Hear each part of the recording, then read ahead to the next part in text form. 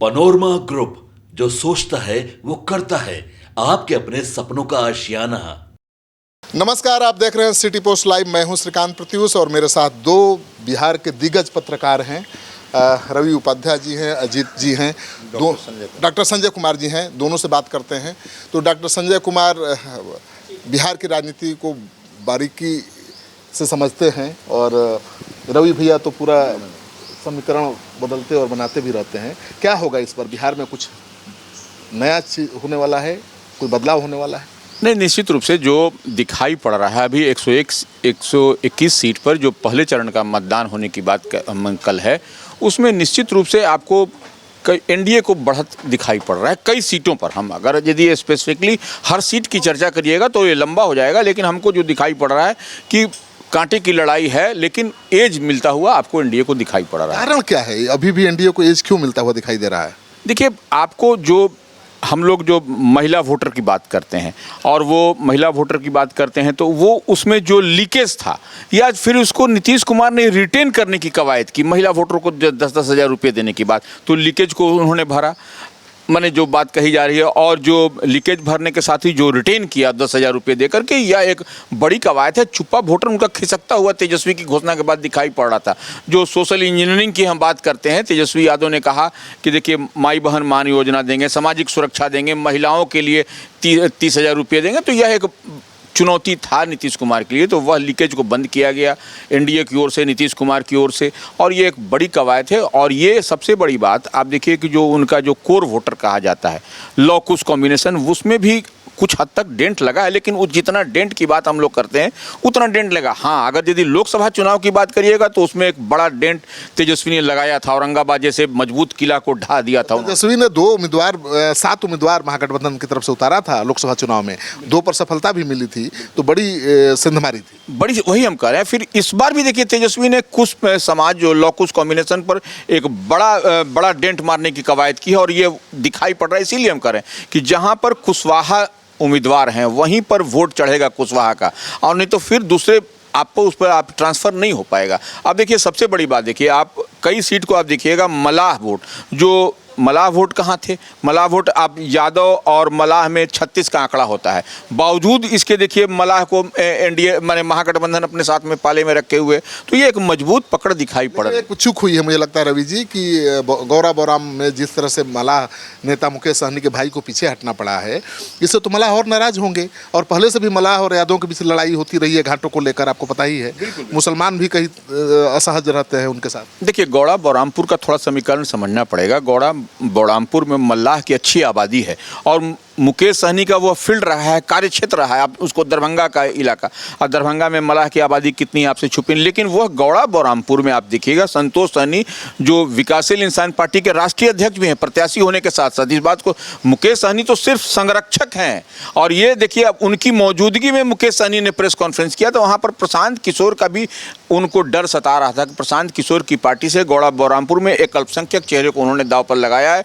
और जिस तरीके से मुकेश सहनी की भाई संतोष सहनी को वहाँ उम्मीदवार बनाया गया और मुस्लिम को काटा गया, मुस्लिम जो आरजेडी के प्रत्याशी थे उनको एक तरीके से कहा जाए कि उनको साइड ट्रैक कर दिया गया। तो अब ईवीएम पर देखिए, अब एक दिन पहले चुनाव के पहले आप देखिएगा वहाँ पर लालटेन भी रहेगा, जनसुराज के प्रत्याशी का भी स्कूल बस्ता रहेगा, नाम रहेगा, और ये संतोष सहनी का भी नाम रहेगा। ये नहीं कि हट जाएगा, डिलीट हो जाएगा, वो रहेगा। ये कंफ्यूजिंग है वहाँ पर। तो ये कम से कम मलाह भी तो नाराज हो सकते हैं। मुकेश निश्चित रूप से नाराज हो कह सकते हैं, नाराज हो गए हैं। इसका इम्पैक्ट आपको कई सीटों पर दिखाई पड़ेगा। जगह नुकसान हो जाएगा, नुकसान होता हुआ तो दिख रहा है हमको ये कई सीटों पर। इसीलिए हम कहे कि इस बार जो है सो जो 121 सीट पर जो पहले चरण का मतदान हो रहा है उसमें आपको एनडीए को बढ़त मिलता हुआ दिख रहा है। आपको क्या लगता है, क्या नैरेटिव जो है जंगल राज वाला वो अभी भी इस चुनाव में काम कर रहा है? मुझे तो लग रहा है नहीं, बिल्कुल काम कर रहा है, चूँकि नीतीश कुमार की यूएसपी ही रही है लॉ एंड ऑर्डर को लेकर के। तो आप तो उस कालखंड में भी चीज़ों को कवर किए थे। 30 ऑर्गेनाइज्ड गैंग था, ठीक है, घटनाएं हो रही हैं, हत्या प्रतिदिन कहीं ना कहीं किसी न किसी कारण से, लेकिन ऑर्गेनाइज्ड गैंग तो नहीं है। उसके बाद मैसेकर, अगर आप देखिएगा नीतीश कुमार जी के कालखंड के बाद नरसंहार कहाँ हुआ? तो नरसंहारों का सिलसिला रुका है। ये दो चीज़ यूएसपी के रूप में काउंट होता है, ठीक है। घटनाएं हो रही हैं, हत्या, अपराध, रेप, चोरी, इसकी घटनाएं हो रही हैं, तो एक नैरेटिव है। ठीक है, नीतीश कुमार ने पहले कार्यकाल में जो अपने को साबित किया वो चीज़ें अभी नहीं है। वो स्पीडी ट्रायल और फास्ट ट्रैक कोर्ट के द्वारा तुरंत निर्णय लेना वो फंक्शनल अब नहीं दिख रहा है। स्पीडी ट्रायल पर सवाल हैं कि फिर आखिर क्यों हो गया। साइंटिफिक जो है जैसे कि जिस तरीके से आप कर के इन्वेस्टिगेशन और तुरंत आप ये करते थे उसमें शिथिलता आई है। फिर भी उस जंगल राज की जब याद दिलाई जाती है तो उससे तो बेहतर कालखंड दिखता ही है। दूसरी चीज़, मैं एक चीज़ आपको बताना चाहूँगा, नीतीश कुमार ने जिस कंस्टिट्यूएंसी को बनाया उसमें जातियां डाइल्यूट हो गई, और वो कंस्टिट्यूएंसी है वोमेन, महिलाओं का कंस्टिट्यूएंसी। वो 36% ईबीसी का कंस्टिट्यूएंसी, वो कंस्टिट्यूशन आज भी जो है इंटैक्ट है नीतीश कुमार के साथ, जो नीतीश कुमार को एज दे रहा है। स्वाभाविक है कि नीतीश कुमार का एज का लाभ एनडीए को भी मिल रहा है। दूसरी चीज़, जिन लोगों ने डेंट किया था पिछली बार, जैसे चिराग फैक्टर एक बड़ा फैक्टर थे, ठीक है, बागी उम्मीदवारों की मदद ली गई या चिराग फैक्टर काम किया, लेकिन इस बार चिराग को अपने पाले में रखा गया। कुशवाहा फैक्टर, अब उपेंद्र कुशवाहा को राज्यसभा में भेज करके भगवान सिंह कुशवाहा को अपनी पार्टी में ला करके, जो शाहबाद का इलाका जो उस समाज से प्रभावित होता था, मगध में भी जिस तरह से टिकट का डिस्ट्रीब्यूशन हुआ, वहाँ भी चीज़ें जो हैं वो एनडीए को एज दिलाता हुआ दिख रहा है। तो तेजस्वी जी हुंकार तो भर रहे हैं कि ठीक है एमवाई में फैक्टर मेरे पास है, मुस्लिम यादव, लेकिन एक जो नया फैक्टर यहाँ जो डेवलप किया वो अलग एमवाई है। एमवाई मतलब महिला और युवा।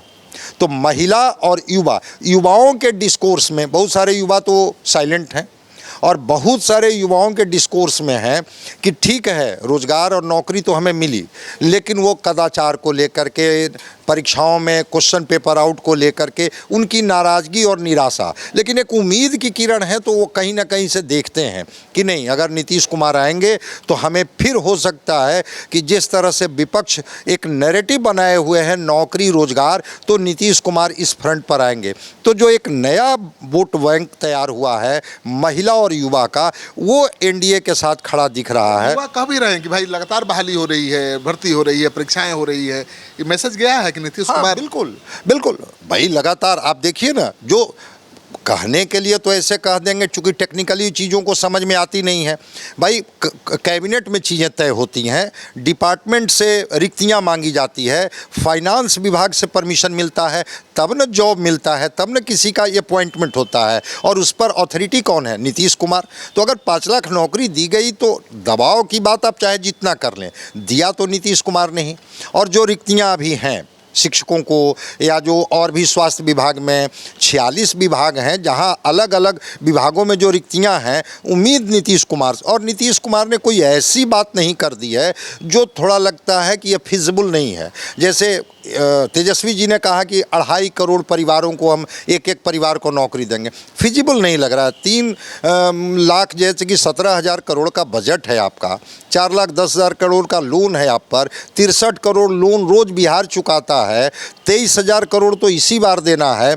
कौन सा FRBM का एक्ट पढ़ रहे हैं भाई जिसमें फिजिकल डेफिसिट को किनारे कर दिए, और आपको लग रहा है कि ये पैसे कहाँ से वर्ल्ड बैंक दे देगा, कहाँ से आ जाएगा? बिहार में तो कम से कम 2.5 करोड़ परिवार हैं जी, और 2.5 करोड़ लोगों को सरकारी नौकरी कैसे दी जा सकती है? पूरे बिहार सरकार के पास 25 लाख कर्मचारी होंगे, अधिकारी। बिल्कुल, इन 22 लाख मैक्सिमम, चपरासी से लेके चीफ सेक्रेटरी तक। मैं तो कह रहा कि 46 विभाग ही तो है, आप विभाग बढ़ाइएगा, पहले पोस्ट सैंक्शन कीजिएगा। और एक और मैं डेटा दे देता हूं, हालांकि ये बिहार की पीड़ा है कि आज भी मात्र 15% लड़के ही 10th पास किए हैं, 7% जिस राज्य में ग्रेजुएट हैं। वोकेशनल कोर्सेज बहुत अच्छे नहीं हैं भी तो लड़के बाहर निकल जा रहे हैं।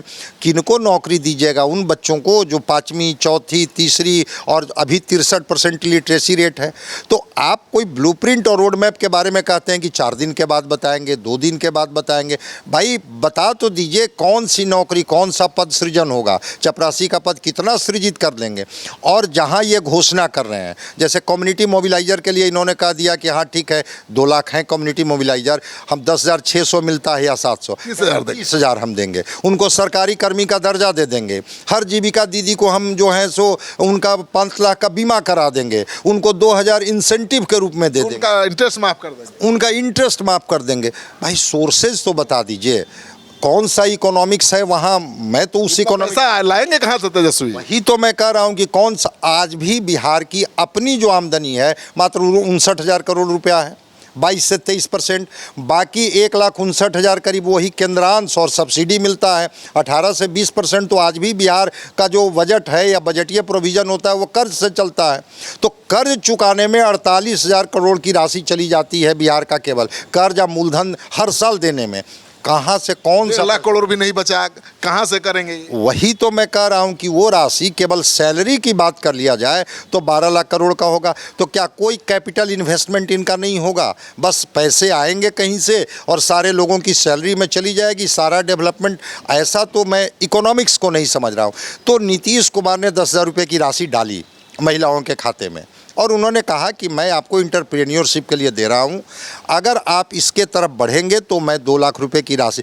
ये राशि कहीं ना कहीं महिलाओं के मन मस्तिष्क पर चढ़ के बोल रहा है। और मेरी तो बात होती है गांव में 10,000 वाला जो योजना है बहुत बड़ा इम्पैक्ट है ग्राउंड लेवल पर। ग्राउंड लेवल पर वही बज है, वही चर्चा है कि 10,000 रुपये की राशि, और वो भी दिवाली और छठ के समय में। छठ तो बिहार की संस्कृति से जुड़ी हुई है ना।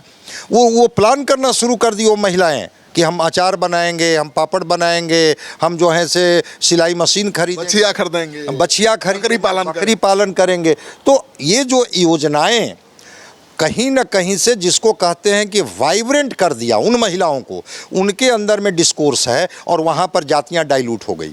इसीलिए तेजस्वी जी को कहना पड़ा, हालांकि वही कैलकुलेशन बताए जो कह रहे थे कि 2,500 पर मंथ हम मई महीने में देंगे, अब कहते हैं कि नहीं हम 30,000 रुपया 14 जनवरी को दे देंगे। भाई आप 30,000 दे दीजिए, 60,000 दे दीजिए, जब कभी आपकी सरकार थी या जब आप सत्ता के साथ खड़े थे उस समय इस तरह की बात क्यों नहीं किए थे?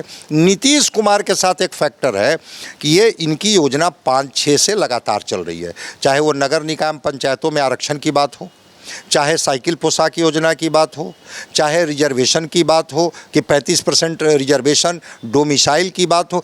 उस कड़ी की एक कड़ी है 10,000 रुपये की राशि कि आप इससे कोई रोज़गार शुरू कीजिए और अगर 6 महीने तक अगर आपका ट्रैक रिकॉर्ड ठीक रहेगा तो 2 लाख रुपये की।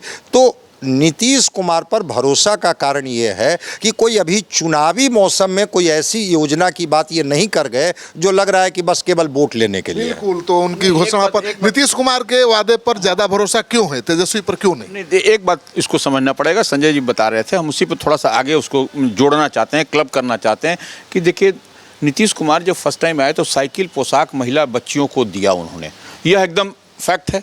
और वो बच्चियां पढ़ी, उनके भविष्य का निर्माण हुआ। आज वही बच्चियां आपको वोटर हैं, इस बात को समझिए। ये मत समझिए साइकिल पोशाक को मत जोड़िए उससे। आप देखिए उनको भविष्य बना और वही बच्चियां आज वोटर हैं, तो निश्चित रूप से जब भविष्य बना, उनके भविष्य का निर्माण, वो किसको वोट करेंगी?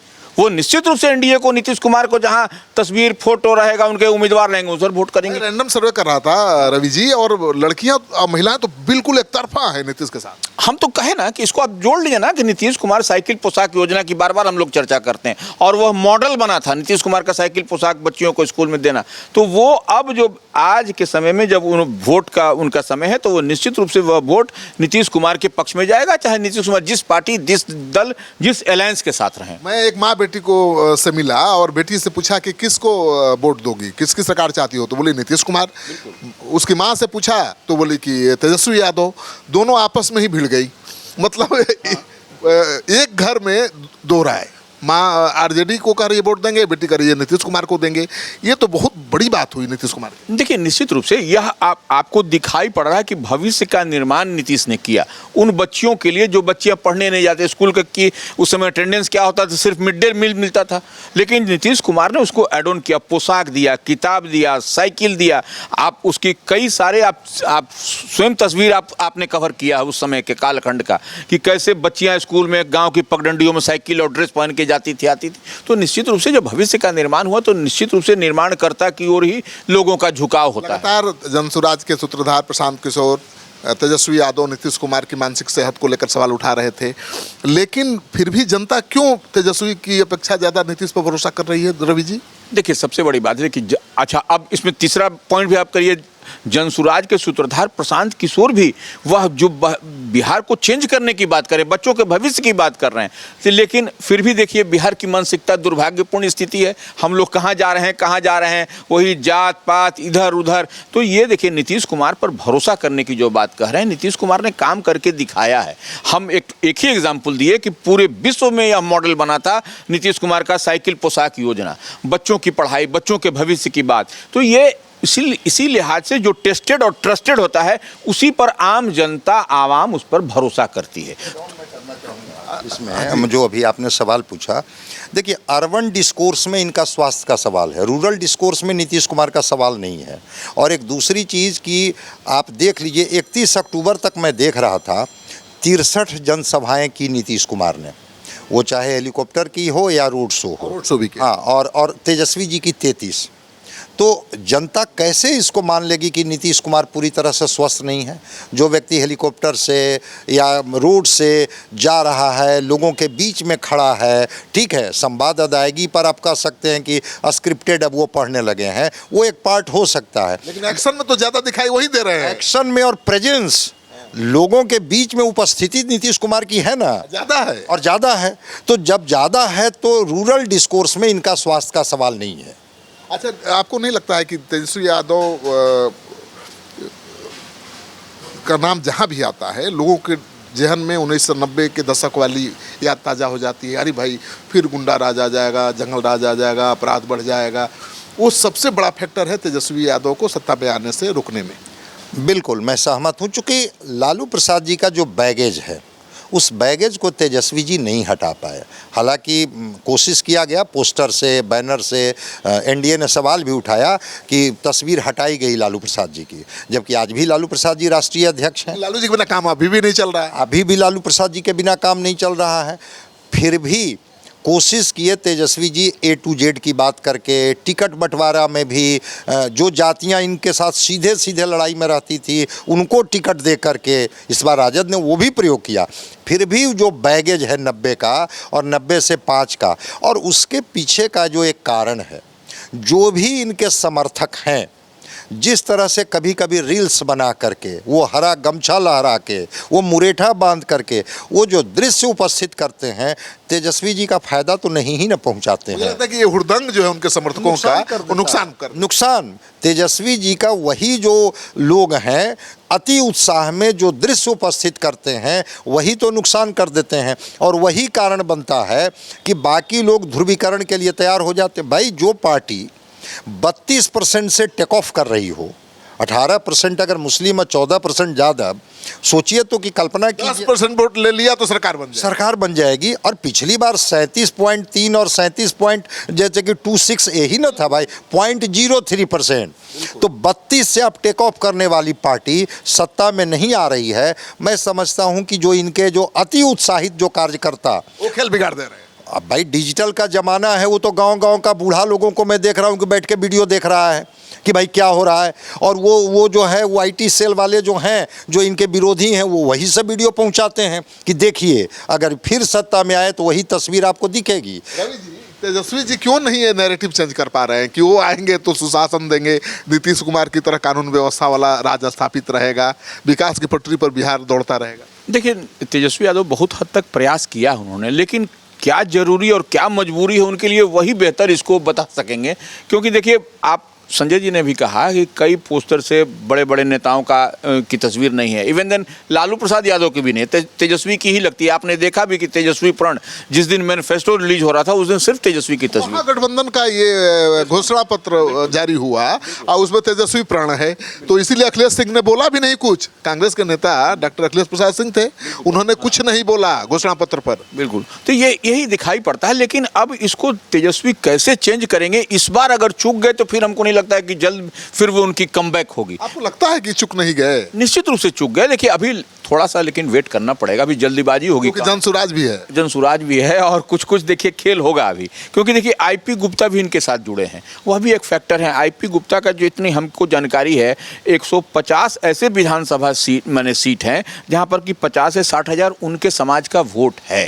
तो इस बात को देखना पड़ेगा कि वह क्या होता है, कहां तक जाता है। उसके बाद दोनों चरण हो जाएगा, फिर आप और हम लोग बैठ के उसको डिकोड करेंगे, तब आपको बेहतर हम लोग परिणाम बता सकेंगे। तो आपको क्या लगता है, आईपी गुप्ता जिस समाज से आते हैं वो समाज पूरी तरह से गोलबंद है? गांधी मैदान में दिखा दिया, गांधी मैदान को लालू जी और मोदी जी के बाद कोई भर नहीं पाया, आईपी गुप्ता ने भरा, तो वो कितना प्रभाव डालेगा? नहीं, देखिए वो जो गांधी मैदान की जो भीड़ थी, उस भीड़ में कहीं ना कहीं से आईपी गुप्ता अपने समाज को ये समझाने में कामयाब रहे कि अगर आप अपनी ताकत दिखाइएगा तो फिर हम आपको शेड्यूल कास्ट में ले आएंगे। वो समाज तो शेड्यूल कास्ट का ही समाज था ना, जो ईबीसी में आ गया। तो अगर वो भीड़ उनको शेड्यूल कास्ट में और उनकी बताए कि अगर आप शेड्यूल कास्ट में आते हैं तो कैसे आप बेनिफिटेड होंगे, मैं उस भीड़ को उस भीड़ के रूप में मानता हूँ। लेकिन मैं फिर कह रहा हूं कि आज भी ईबीसी समाज का भरोसा नीतीश कुमार के ऊपर है। ठीक है, आईपी गुप्ता एक चेहरा हैं और अब तो महागठबंधन की जहां भी सभा होती है आईपी गुप्ता को मंच पर रखा जाता है, क्योंकि उनको पता है कि आईपी गुप्ता के वजह से भीड़ की ताकत बढ़ेगी। तो आईपी गुप्ता का प्रेजेंस है, लेकिन वो प्रेजेंस भीड़ वोट में तब्दील होगा, इसके बारे में मैं नहीं अभी बता सकता हूं। तो समाज एनडीए के लिए हमेशा वोट करता रहा। हाँ बिल्कुल, उसका ट्रेडिशनली एनडीए के साथ रहा है। और फिर मैं कह रहा हूं कि जो दबंग जातियां जिनसे वो प्रभावित होते हैं, तो उनको शेल्टर कहीं से जहां से भी मिलता हो, उसके मन मस्तिष्क में ये बात है कि नीतीश कुमार की अगर सत्ता नहीं रहेगी तो क्या लॉ एंड ऑर्डर के सवाल पर हम लोग अपने को सुरक्षित रख पाएंगे, नहीं रख पाएंगे। शेड्यूल कास्ट में शामिल होने के सवाल पर आईपी गुप्ता के साथ वो खड़े हैं, लेकिन वोट के सवाल पर उसी तरह से खड़े रहेंगे, इसके बारे में नहीं कहा जा सकता। ठीक कहा। मैं गया था एक इलाके में रवि जी, सड़क के किनारे जो गरीब लोग बसते हैं, महिलाओं का कहना था कि नहीं नहीं नहीं नीतीश राज ठीक है, नहीं तो हमारा बकरी खोल लेता है, भैंस खोल लेता है, कुछ बचता नहीं।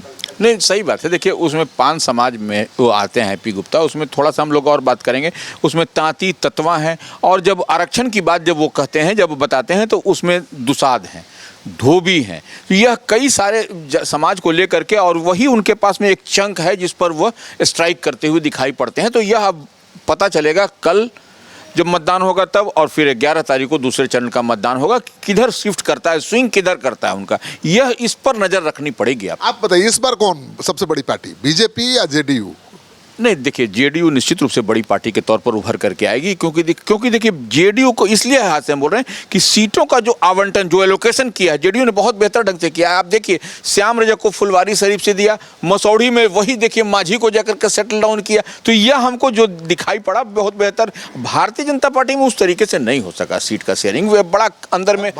बीजेपी में सीट उम्मीदवारों के चयन में बहुत भूल हुई है, उसको लेकर बगावत भी है। निश्चित रूप से यह उसी में नहीं, कई सीटों में आप देखिए, अगर यदि जो 5 पांडव कहे जाते हैं, 3 और जो पांडव के भाई हैं, उसमें भी देखिए, उसमें भी कई, आप देखिए कौन बख्तियारपुर से कौन लड़ रहा है, कहाँ का आदमी आकर के मनेर से लड़ रहा है, ये चिराग पासवान की पार्टी की हम बात कर रहे हैं। तो ये अद्भुत स्थिति है। उपेंद्र कुशवाहा की पार्टी के भी देखिए, हम में देखिए कोई अपने कार्यकर्ता पर दम नहीं लगा रहा है। ये कहाँ से फ्लाइंग एयर ड्रॉप करा रहा है, हेलीकॉप्टर ड्रॉपिंग कैंडिडेट को ला रहा है, ये अपने आप में आश्चर्य। आपने कह दिया कि जेडीयू सबसे बड़ी पार्टी, लेकिन चिराग पासवान का क्या हाल होगा, जिनका स्ट्राइक रेट लोकसभा में 100% था?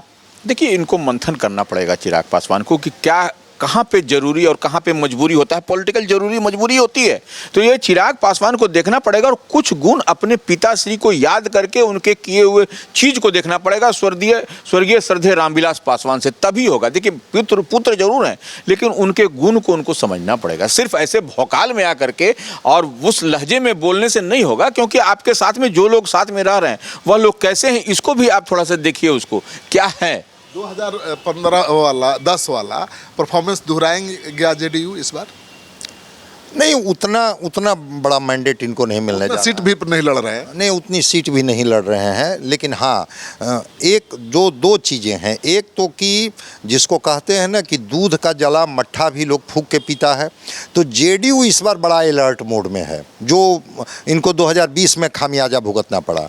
सीटों के एलोकेशन के साथ साथ कोई लेग पुलिंग जैसी बात भी नहीं है कि भाई बगावती लोग हैं और ये तो उम्मीदवार हो गए, लेकिन बाकी लोग बगावती तेवर में इनको नुकसान कर रहे हैं, कुछ लोग अंदर से, कुछ लोग बाहर से।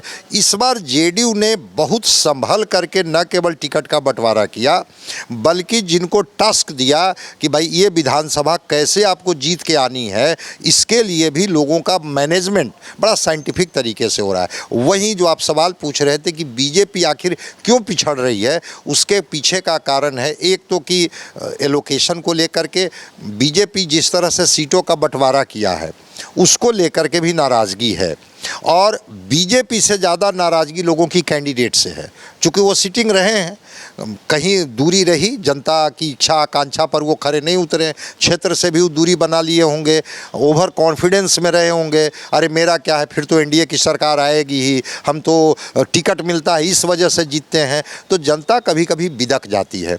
और अंदर खाने में भी कुछ लेग पुलिंग की खबरें आ रही हैं कि अंदर खाने में भी उनके साथ लोग रहते हुए भी उतनी जोर से उनकी मदद नहीं कर रहे हैं जितनी मदद से वो लड़ाई में आगे निकल सकते हैं। आपके हिसाब से तो मुझे लगता है कि बीजेपी का सपना पूरा होने वाला नहीं है मुख्यमंत्री बनाने का।